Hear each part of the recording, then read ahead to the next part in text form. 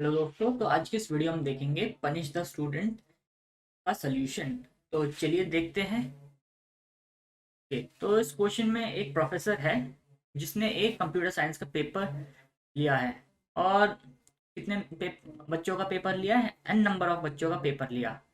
ठीक है। तो उसने बच्चों को बोला था कि रोल नंबर वाइज सब के सब बैठना, ताकि जो भी उसके पास पेपर आए वो रोल नंबर वाइज पहले से ही अरेंज्ड हो, और उसको उसको वापस सॉर्ट करके रोल नंबर वाइज लगाना ना पड़े।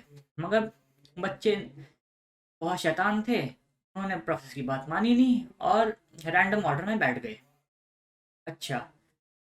तो प्रोफेसर को उस टाइम पता नहीं चला क्योंकि वो कहीं और गया हुआ था। मगर जब पेपर चेक करने के लिए प्रोफेसर वापस आया तो उसने क्या देखा कि जो सारे के सारे पेपर मिल रखे हैं उसको चेक करने के लिए, वो तो रोल नंबर वाइज ऑर्डर में अरेंज ही नहीं है। तो उसे देख के उसे बहुत गुस्सा आता है, क्योंकि उसने बच्चों को बोला था कि सब रोल नंबर वाइज बैठना, ताकि role number wise paper collect हो और उसको वापस ऑर्डर में लगाने की ज़रूरत ना पड़े।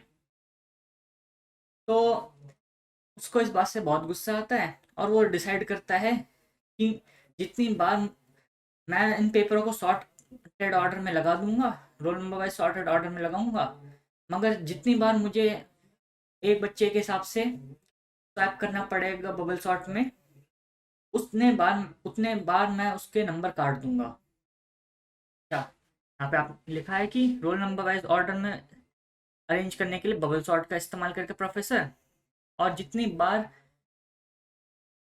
बार भी टाइप करना पड़ेगा हर बच्चे के लिए, उतने मार्क्स उसके काट देगा। अच्छा। तो उसने ये डिसाइड तो कर लिया, मगर अब एक दिक्कत होगी उसके साथ। अगर प्रोफेसर ने सब बच्चों के मार्क्स इस तरीके से काट दिए और उसके क्लास का एवरेज गिर जाता है, तो फिर उसको प्रिंसिपल को जवाब देना पड़ेगा कि इतना कम एवरेज क्यों आया क्लास का। और एवरेज कम आता है तो प्रिंसिपल उसको नौकरी से निकाल भी सकता है। तो प्रोफेसर नौकरी से हाथ धोना चाहता नहीं, तो वो क्या करेगा, वो एक एवरेज मेंटेन करके चल रहा है। उस एवरेज से नीचे बच्चों के मार्क्स वो कर नहीं सकता। तो उसको पनिश करना है कि नहीं करना है, ये डिसीजन लेना है हमें। मतलब हमें नहीं, प्रोफेसर को डिसाइड करना है कि बच्चों को पनिश करना है कि नहीं करना है। अब प्रोफेसर डिसाइड कैसे करेगा, वो देखते हैं हम। अब ये हमें दे रखा है कि किसी भी हालत में प्रोफेसर सिर्फ पनिश तभी कर सकता है जब उसका जो नए मार्क्स बनेंगे, नए मार्क्स का जो एवरेज बनेगा वो किसी एवरेज मार्क्स से कम हो। मतलब पूरे स्कूल के एवरेज से कम ना हो। एवरेज का मतलब कुछ भी हो सकता है ना, तो हम यही मान लेते हैं। अच्छा। तो अब देखना है कि प्रोफेसर पनिश करता है या फिर अपनी जॉब बचाता है। तो देखते हैं। तो चलिए थोड़ा सा अजम्पशन यहाँ पे लगाते हैं कि जो ये इस तरीके से हमें रोल नंबर वाइज बच्चों के नाम दे रखे हैं, इस तरीके से शीट अरेंज थी इस एरे के हिसाब से। मतलब कि पहले रोल नंबर 3 की शीट थी, आंसर शीट। रोल नंबर 2 की फिर थी, फिर 4 की थी, फिर 1 की थी और फिर 5 की थी। और कुछ मार्क्स लगाने ही होते हैं आंसर शीट में। आंसर शीट चेक कर रहे हैं क्योंकि। तो रोल नंबर 3 के आंसर कितने थे, आंसर कह रहा हूँ मैं, सॉरी, मार्क्स 50 थे। रोल नंबर 2 के 67 मार्क्स, रोल नंबर 4 के 89 मार्क्स, रोल नंबर 1 के 79 मार्क्स, रोल नंबर 5 के 89 मार्क्स। अच्छा। तो आपको एक बात और ध्यान में रखनी है कि प्रोफेसर एक एक बच्चे के हिसाब से पनिश नहीं कर रहा है, या तो क्लास को पनिश कर रहा है पूरी की पूरी। ऐसा नहीं होगा कि ये रोल नंबर 4 के 89 मार्क्स आते हैं तो ये बहुत अच्छा बच्चा है और इसको पनिश नहीं करेगा। अगर प्रोफेसर पनिश करेगा तो सबको करेगा। ठीक है ना। तो हमें देखना है कि प्रोफेसर पनिश करता है कि नहीं करता है। अब रोल नंबर 3 के मार्क्स इस तरीके से मैप है, 2 के इस तरीके से हैं, 4 के इस तरीके से हैं, 1 के और 5 के भी इस एरे के हिसाब से अरेंज्ड है। अब चलिए देख, सपोज करते हैं कि रोल नंबर 3 के पेपर को सही जगह पे लगाने के लिए, मतलब रोल नंबर वाइज ऑर्डर में लगाने के लिए उसको कुछ ए नंबर टाइम स्वैप करना पड़ा। बबल सॉर्ट कर रहा है तो स्वैपिंग ज़रूरी है उसमें। तो ए मान लेते हैं। रोल नंबर 2 के पेपर को सही जगह पे लगाने के लिए बी टाइम स्वैप करना पड़ा। रोल नंबर 4 के पेपर को लगाने के लिए सही जगह पे सी टाइम स्वैप करना पड़ा। रोल नंबर 1 के पेपर को सही जगह पे लगाने के लिए डी टाइम स्वैप करना पड़ा। रोल नंबर 5 के पेपर को लगाने के लिए कुछ ई टाइम स्वैप करना पड़ा। वैसे तो हमें पता है कि रोल नंबर 5 पहले से ही सही जगह पे पेपर लगा के गया हुआ है। ये अच्छा बच्चा था, इसने अपना पेपर सही जगह पे लगा के गया था। अच्छा, तो देखते हैं कि नंबर ऑफ स्वैपिंग कितनी बार करनी पड़ेगी। कुछ A B C D roll number wise बच्चे को रोल नंबर 3 के लिए ए टाइम स्वैप करा उसने। रोल नंबर 2 के लिए बी टाइम। रोल नंबर 4 के लिए सी टाइम। रोल नंबर 1 के लिए बी टाइम। रोल नंबर 5 के लिए ई टाइम। अच्छा, तो इस तरीके से उसको स्वैप करना पड़ा। तो मार्क्स किस हिसाब से काटेगा? रोल नंबर 3 के मार्क्स थे 50, तो वो ए से काट देगा। रोल नंबर 2 के मार्क्स थे 67, तो बी से काट देगा। रोल नंबर 4 के मार्क्स थे 89, तो वो सी से काट देगा। रोल नंबर 1 के मार्क्स कितने थे? 79, तो वो डी से काट देगा मार्क्स। और रोल नंबर 5 के मार्क्स कितने हैं? 58, तो वो ई से काट देगा। अच्छा, तो ये हमारे पास क्या आ जाएंगे इस तरीके से नए मार्क्स, अगर वो प्रोफेसर डिसाइड करता है कि मैं मार्क्स काट देता हूँ बच्चों के, उनको कुछ पनिशमेंट देने के लिए। ठीक है, तो ये कुछ नए मार्क्स बनेंगे। अब हमें कैलकुलेट क्या करना था कि नया एवरेज जो हो वो एक पर्टिकुलर एवरेज से कम ना हो जाए। ज़्यादा रहता है या फिर एवरेज जितना भी बन जाता है तो भैया काट देगा प्रोफेसर मार्क्स बच्चों के। तो चलिए नया एवरेज कैलकुलेट करने की कोशिश करते हैं। तो नया एवरेज कैलकुलेट करने के लिए सबके मार्क्स ऐड करने होंगे। कि नए मार्क्स ऐड करेंगे पहले कुछ इस तरीके से।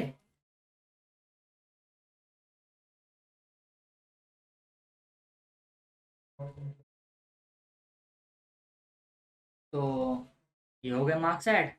और फिर क्या करेंगे, नंबर ऑफ स्टूडेंट से डिवाइड कर देंगे। ये क्या देगा हमें? न्यू एवरेज दे देगा। अच्छा, तो थोड़ी सी बहुत डिफिकल्ट इक्वेशन से दिख रही है, तो थोड़ा इसको सही तरीके से लिख देते हैं हम। 50, सारे नंबर एक साइड कर देते हैं, सारे अल्फ़ाबेट एक साइड कर देते हैं। 67 प्लस 89 प्लस 79 प्लस 56, ये कर दिया। और A plus B plus C plus D plus E divide by number of student. ये कुछ जाने पहचाने सी चीज़ नहीं लग रही आपको? ये तो हमारे ओल्ड मार्क्स का समी तो लग रहा है हमें।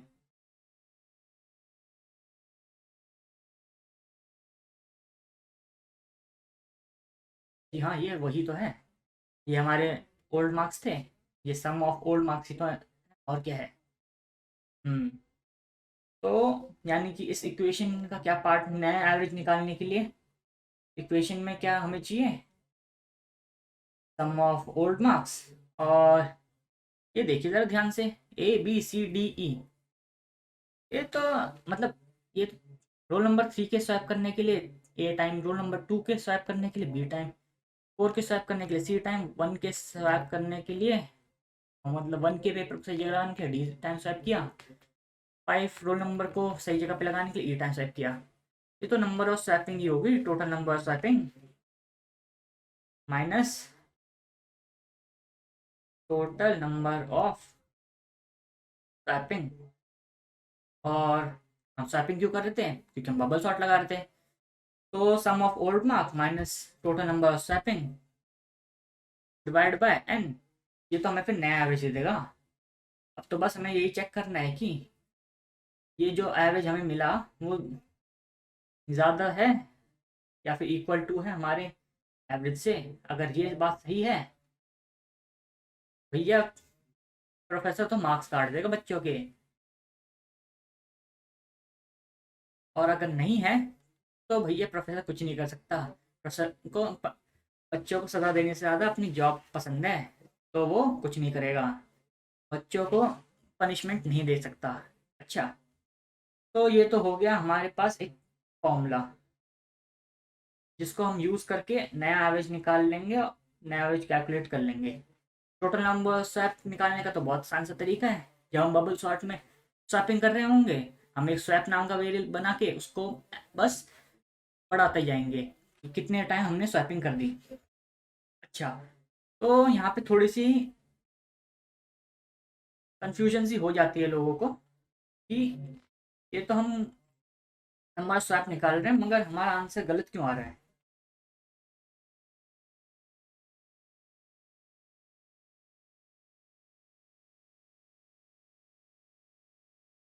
हम्म, तो एक बार इसको देख लेते हैं कि मैं क्या बताना चाह रहा हूँ आपको। अच्छा, तो ध्यान से देखिएगा, मैंने क्या बोला था कि professor number of swapping for a particular roll number बोल रहा है, यानी कि रोल नंबर 3 के हिसाब से कितने नंबर बार उसको स्वैप करना पड़ा था, और रोल नंबर 2 को कितनी बार स्वैप करना पड़ा था। यानी कि चलिए बाइनरी बाइनरी कह रहा हूँ मैं, बबल सॉर्ट लगा के देखते हैं रोल नंबर 1 2 3 4 5 के लिए कि कितनी बार प्रोफेसर को स्वैपिंग करनी पड़ी। अच्छा, तो ये कुछ हमारी एरे है, 3 2 4 1 5, लेफ्ट टू राइट जाते हैं और स्वैपिंग कर देते हैं, बड़े नंबर है तो, और राइट साइड में सबसे बड़ा नंबर आ जाता है। ऐसे ही कुछ हम कर रहे होते थे। तो सबसे पहले हम क्या करेंगे, 3 और 2 को चेक करेंगे, 3 2 से बड़ा है तो स्वैप कर देते हैं। अब यहाँ पे बहुत ध्यान से देखिएगा। हम्म, रोल नंबर 2 को कितनी बार स्वैप किया, एक बार, रोल नंबर 3 को एक बार। अरे, ये कुछ कंफ्यूजिंग सी बात नहीं हो गई, यहाँ पे मैं 2 बार क्यों कर रहा हूँ, मगर मैं रोल नंबर 2 के लिए भी एक बार बोल रहा हूँ कि एक बार मैंने स्वैप किया, रोल नंबर 3 के लिए बोल रहा हूँ एक बार स्वैप किया, और एक्चुअली तो मैंने एक ही बार स्वैप कर रहा हूँ, 3 और 2 को तो आपस में ही कर रहा हूँ। तो आप क्वेश्चन को जरा ध्यान से पढ़िए, उस क्वेश्चन में लिखा क्या है। उस क्वेश्चन में लिखा है कि हम बच्चों के हिसाब से स्वैपिंग कर रहे हैं कि एक रोल नंबर के लिए कितनी बार स्वैपिंग करनी पड़ी। तो रोल नंबर 3 के लिए भी यहाँ पे एक बार कर रहे हैं, हम रोल नंबर 2 के लिए भी एक बार कर रहे हैं, यानी कि जो एक्चुअल नंबर ऑफ स्वैपिंग थी हमारी, वो एक बार नहीं 2 बार करनी पड़ रही है। मतलब मार्क्स दोनों के ही तो काटेगा, ऐसा थोड़ा ना होगा कि 3 और 2 को स्वैप किया तो सिर्फ 3 के नंबर काट देगा, काटेगा तो दोनों के ना। तो दोनों के नंबर एक एक काटने हैं इसको, ऐसे डिसाइड कर रहा है प्रोफेसर। इतना प्रोफेसर लगता है ये तो। क्या, तो उसके बाद ये दो को कंपेयर करके देख लिया था, तो आगे जाते हैं, इन दो को कंपेयर करके देखेंगे, स्वैप हो सकते हैं नहीं हो सकते हैं, आगे बढ़ जाएंगे। इसको थोड़ा सा अलग मार्क कर देते हैं, यहाँ पे स्वैपिंग हुई, यहाँ पे नहीं हुई। 2 3 4 1 5। अब यहाँ पे करेंगे, 4 1 से बड़ा है तो कर देंगे स्वैप। 4 1 से स्वैप हुआ था, तो 1 और 4 के लिए एक एक मार्क्स काट देंगे। 2 3 4, हाँ नहीं यहाँ पे 1 आना चाहिए, 4 5, ठीक है। यहाँ पे हम स्वैप करने की कोशिश करेंगे, कर सकते हैं नहीं कर सकते, तो आगे बढ़ जाएंगे।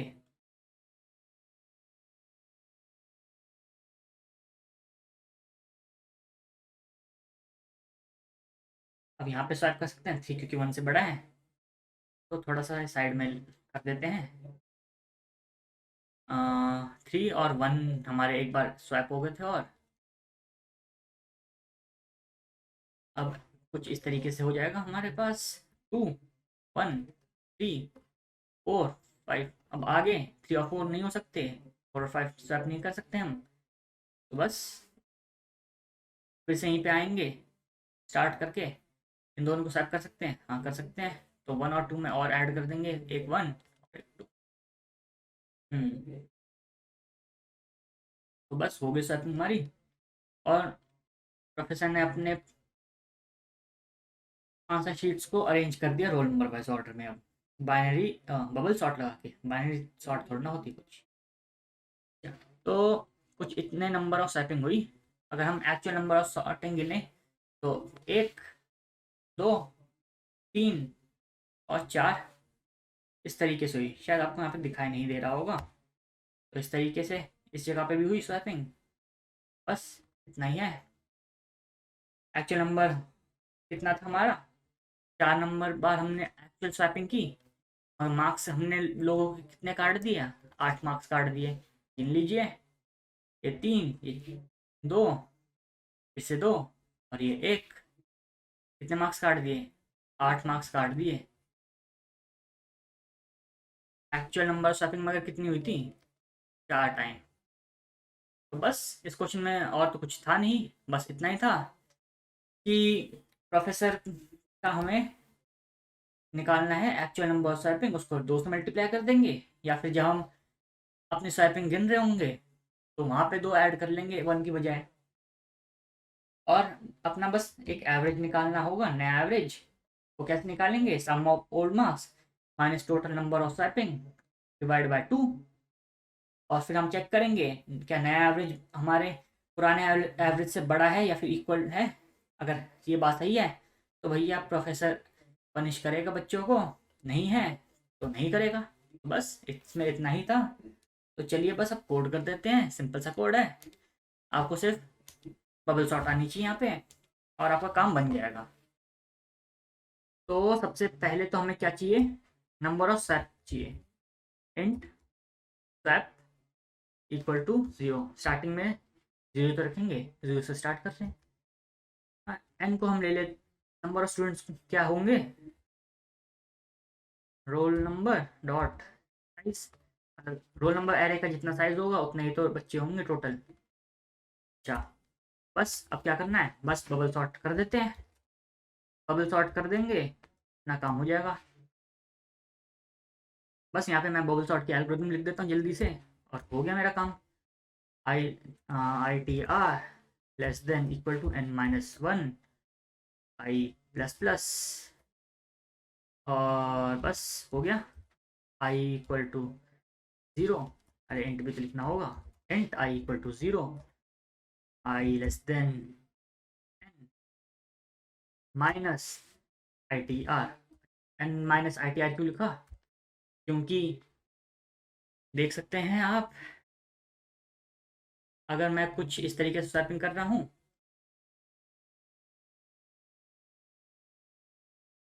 क्या था, 3, 2, 5, ऐसा नहीं था। जैसी को 2, 3, 4, 1, 5 यही थी ना हमारी एरे। तो आप देखिए, मैं पहली बार कहाँ से कहाँ तक चल रहा था, 0 से लेके लास्ट तक चल रहा था। मतलब यहाँ तक ही चल रहा था सिर्फ, यहाँ तक स्वैपिंग अगर हो जा रही थी तो सही था।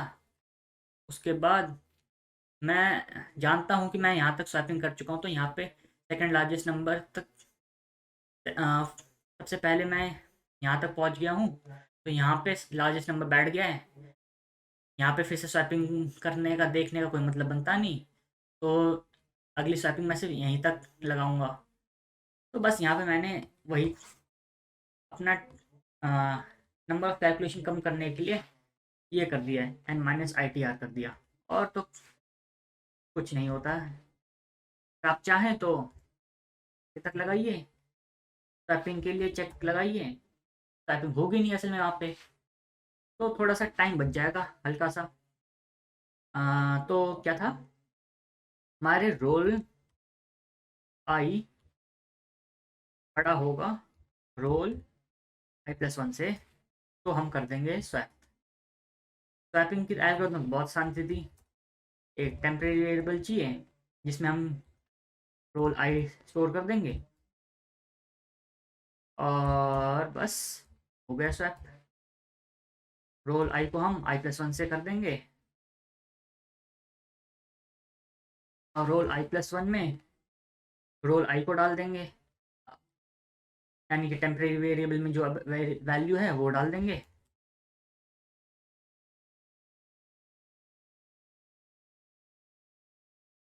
और हो गई हमारी सॉर्टिंग पूरी। यहाँ पे तो हम हर टाइम जब भी स्वाइप कर रहे थे स्टाफ वेरिएबल को बढ़ाना था, यहीं पे हम 2 कर देते हैं, आगे जाके 2 से मल्टीप्लाई क्यों करें, यहीं पे ही ऐड करते हुए चलते हैं, बाद में देखेंगे कि क्या होगा। 2 बार आगे मल्टीप्लाई करें या फिर यहाँ पे 2 ऐड कर दें, बात तो एक ही है ना। यहीं पे मैं 2 ऐड कर देता हूँ, आगे जाके 2 से मल्टीप्लाई करने का कोई झंझट कौन उठाए। तो चलिए, अब इसके बाद हम क्या कर रहे थे, मार्क्स कैलकुलेट कर रहे थे। क्या, कौन से मार्क्स, ओल्ड मार्क्स पहले कैलकुलेट कर रहे थे, उसके बाद नए मार्क्स का कैलकुलेट कर लेंगे। तो इंट ओल्ड मार्क्स, बस 0 से स्टार्ट करिए इसको, और मार्क्स ऐड करने थे, int i equal to 0, i less than n, i plus plus n. क्यों, अब भैया जितने रोल नंबर है उतने तो मार्क्स होंगे, तो यहाँ पे एन लिखूँ या मार्क्स डॉट साइज लिखूँ, बात तो एक ही है। बस हो गया, old marks plus equals marks I, हो गया। यहाँ पे हमारे ओल्ड मार्क्स मिल जाएंगे हमें। अब इसके बाद हमें क्या करना होगा, हमें नए मार्क्स कैलकुलेट करने होंगे। नए marks, n marks new marks equal, new marks कैसे निकाले थे हमने, old marks minus number of swap, याद ही होगा आपको कैसे निकाला था हमने। तो बस हो गया ये, हमारे पास अब नए मार्क्स हैं, पुराने मार्क्स भी हैं। बस अब एक ही चीज़ बची, नया एवरेज कैलकुलेट करते हैं। New average equals new marks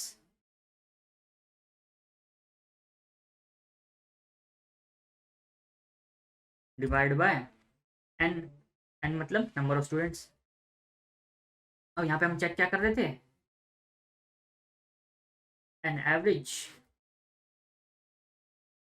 अगर हमारा नया average greater than equal to average है तो पनिशमेंट देंगे, वरना पनिशमेंट नहीं देंगे। बस हो गया ये। यहाँ पे बस क्या करना था, हमें एक बबल शॉट लगा दी, नए मार्क्स के साथ में कंपेयर करके देख लिया, नया एवरेज कैलकुलेट किया हमने, और हो गया हमारा काम। रन कर देते हैं। तो ये सैम्पल टेस्ट केस के सक्सेसफुली सबमिट हो गया। अब एक बार सबमिट मार देते हैं।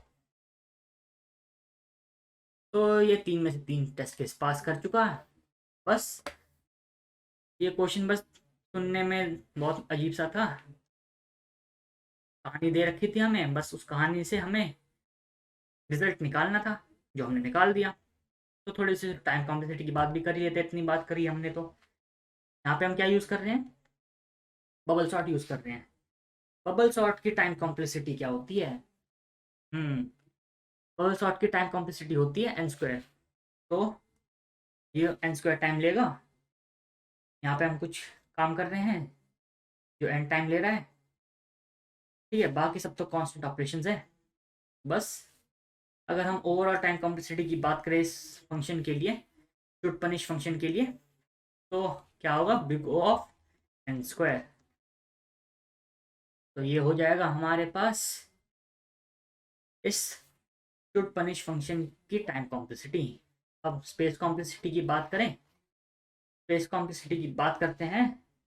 क्या मैंने कुछ नई एरे वगैरह बनाई, क्या नहीं बनाई, टैग बनाया, रिकर्शन यूज़ कर रहा हूँ, नहीं, ऐसा तो कुछ यूज़ नहीं कर रहा। तो यहाँ पे कांस्टेंट स्पेस यूज़ हो रखी है, और इसका मतलब ये है कि कांस्टेंट स्पेस के अंदर मैंने इस काम को कंप्लीट किया है। अच्छा, तो बस इस क्वेश्चन में कुछ भी नहीं था, थोड़ी कहानी दे रखी थी, उस कहानी से हमें समझना था कि ये काम क्या करना है हमें। बस प्रोफेसर की कहानी थी, उसकी दुख भरी गाथा थी कि अपनी जॉब बचाएगा, बच्चों को पनिश करेगा या फिर। तो बस इतना ही था इस क्वेश्चन में। मुझे उम्मीद है कि आपको इसका सलूशन समझ में आया होगा और अच्छा लगा होगा। तो बस इस वीडियो के लिए इतना ही, मिलते हैं नेक्स्ट वीडियो में एक नए क्वेश्चन के साथ।